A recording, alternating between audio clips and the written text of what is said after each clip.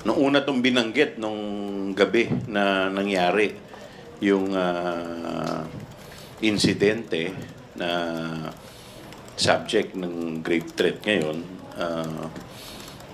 at that time, syempre, hindi mo maalis na medyo matatakot naman talaga tayo dahil unang-una ito namang hindi namang ordinaryong tao itong nagbitaw ng ganyang pananalita, bagkus pangalawa sa pinakamataas na opisyal ng ating bansa.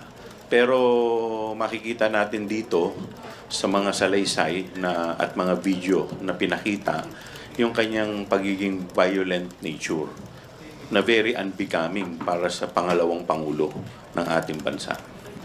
Sir, so safe to say you felt threatened during that time noong 2024 bilang kayo yung head ng Committee on Good Government and Public Accountability, tapos yung galit niya directed towards the committee?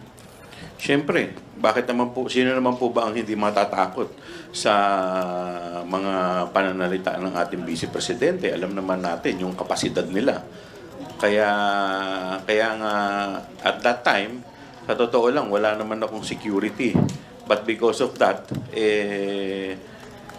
naglagay ako ng security dahil hindi naman talaga ordinaryo itong nagbitaw ng salita laban sa atin. So, hindi ito isang mga salita na binabaliwala.